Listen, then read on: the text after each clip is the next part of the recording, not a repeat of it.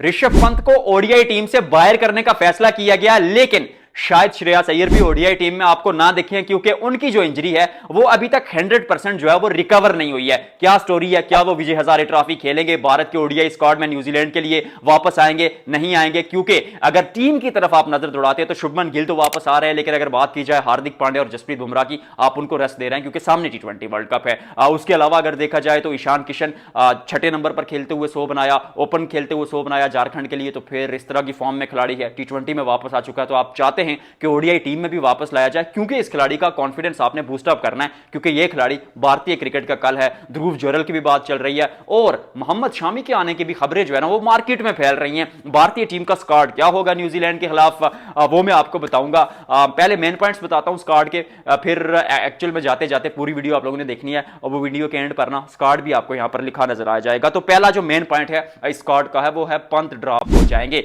अब इस पर दो चीजें आ रही हैं कि भाई पंत को क्यों ड्रॉप किया जा रहा है, क्या गौतम गंभीर और क्या कहते हैं वो कोच का क्या नाम है, गौतम गंभीर, याद था यार मुझे, ऐसे ही एक्टिंग कर रहा था। अच्छा, गौतम गंभीर और पंत में क्या कोई लड़ाई है? अब विक्रांत गुप्ता साहब और इस तरह के जो जर्नलिस्ट हैं वो खबर फैला रहे हैं। आई डोंट नो कि कहां से उनके पास ये खबरें आती हैं, ऐसी कोई खबर नहीं है। ऋषभ पंत, सच ये है कि ओडीआई क्रिकेट में इंजरी के बाद उस तरह परफॉर्म नहीं कर पाई है, शायद उस तरह मौका भी नहीं मिला। और जब शेखर धवन टीम से गए थे तो उतनी बुरी परफॉर्मेंस उनकी भी नहीं थी, आपको याद होगा, लेकिन गिल बेटर परफॉर्म कर रहे थे और शेखर धवन ने एक इंटरव्यू में भी कहा था कि गिल मुझसे बेहतर कर रहा है, तो गिल वापस आ गए थे। एट दिस टाइम यहां पर आप जब बैठेंगे और सोचेंगे कि नंबर 4 या 5 पर आपके लिए ऋतुराज गायकवाड़ बेहतर काम कर रहा है ऋषभ पंत से, तो फिर वाई नॉट गायकवाड़, क्योंकि लिस्ट ए क्रिकेट में 18 सेंचुरी खिलाड़ी के नाम के आगे रेड हॉट फॉर्म में सैयद मुश्ताक अली ट्रॉफी, रणजी ट्रॉफी, हर जगह, इवन विजय हजारे ट्रॉफी में खिलाड़ी ने रन बनाए, तो फिर ऋतुराज गायकवाड़ का खेलना बीच में बनता है। कोई लड़ाई नहीं है, पंत वापस आ जाएंगे। Pant is that kind of three dimensional player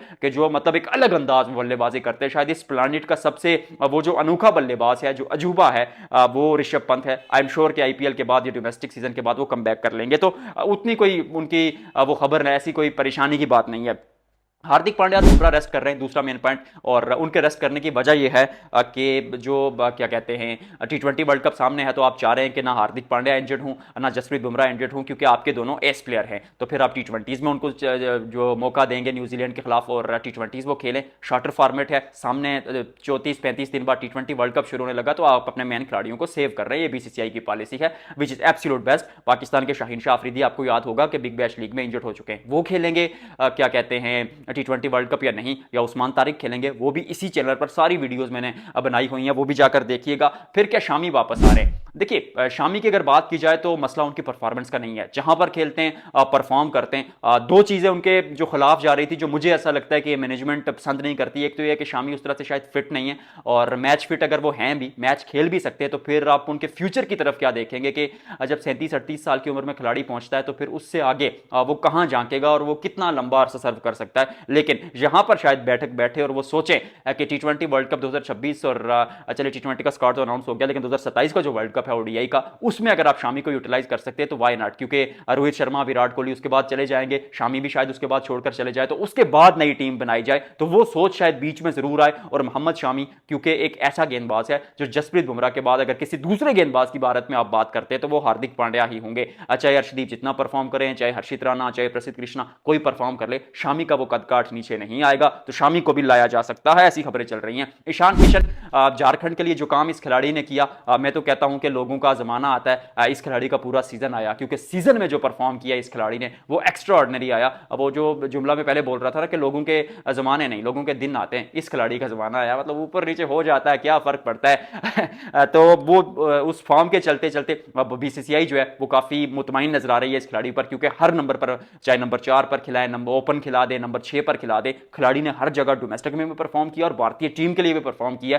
दोहरा शतक यानी डबल सेंचुरी भी नाम के आ गया, तो ईशान किशन वापस आ सकते हैं। ध्रुव जोरल की बात चल रही है, लेकिन मुझे लगता है ईशान किशन को प्रेफर किया जाएगा। क्यों ध्रुव जोरल के ऊपर उनको क्यों फोकियत दी जाएगी, क्यों प्रेफर किया जाएगा? उसकी वजह यह है कि टी20 वर्ल्ड कप में भी ईशान किशन आपकी टीम में है, तो आप चाहेंगे कि उन्हीं खिलाड़ियों के साथ जाया जाए जो आपके पोल में हैं, तो कॉन्फिडेंस भी ऊपर आएगा खिलाड़ी का।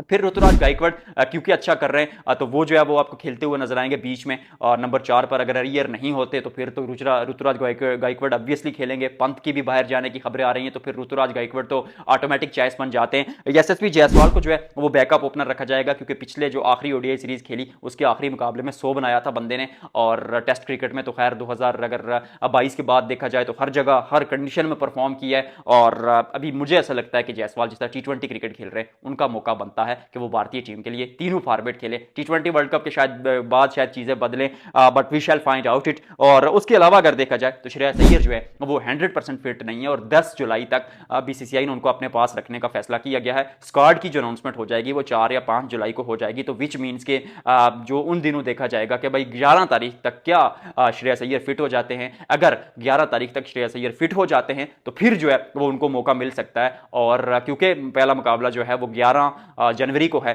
10 जनवरी तक बीसीसीआई उनको मॉनिटर करेगा, बीसीसीआई की मेडिकल टीम। और फिर उसके अलावा अगर ओवरऑल स्क्वाड की वो जो फॉर्मेशन की बात की जाए तो वो तो फिर 4-5 जनवरी को आपने सबमिट करानी है। होम सीरीज है आपकी, आप चेंज भी कर सकते हैं, बट मुझे लगता है कि भारतीय टीम श्रेयस अय्यर की तरफ 2027 के वर्ल्ड कप के लिए बखूबी देख रही है, तो उनको आखिरी मौके तक मॉनिटर किया जाएगा और फिर उन पर फैसला किया जाएगा। स्क्वाड तो बताया ही नहीं यार, मैंने फौरन मोबाइल जेब में डाल दिया, आपने भी बताया नहीं। स्क्वाड आपके सामने आ चुका है जी।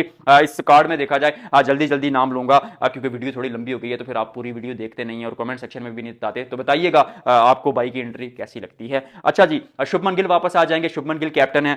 फिर रोहित शर्मा, यशस्वी जायसवाल, विराट कोहली, उसके बाद ऋतुराज गायकवाड़, श्रेयस अय्यर या ऋषभ पंत, इन दोनों में लड़ाई है। अगर श्रेयस अय्यर आते तो ऑब्वियसली पंत बाहर चले जाएंगे। लड़ाई तो खैर पंत और ऋतुराज गायकवाड़ में है, लेकिन गायकवाड़ क्योंकि अच्छा परफॉर्म कर रहे हैं तो वो खेलेंगे ही। और केएल राहुल ने फिर ईशान किशन वापस आ जाएंगे, रविंद्र जडेजा होंगे, वाशिंगटन सुंदर होंगे, कुलदीप यादव, हर्षित राणा, अर्शदीप सिंह, मोहम्मद सिराज और प्रसिद्ध कृष्णा या मोहम्मद शामी और प्रसिद्ध कृष्णा में वो टाई चल रहा है। अब कौन जीतेगा ये टाई, सबसे पहले आपको ये खबर कौन देगा, भाई देगा ना आपको। तो चैनल को सब्सक्राइब करना है, वीडियो को लाइक करना है और कमेंट सेक्शन में बताना है कि आप मुझे कहां से देख रहे हैं।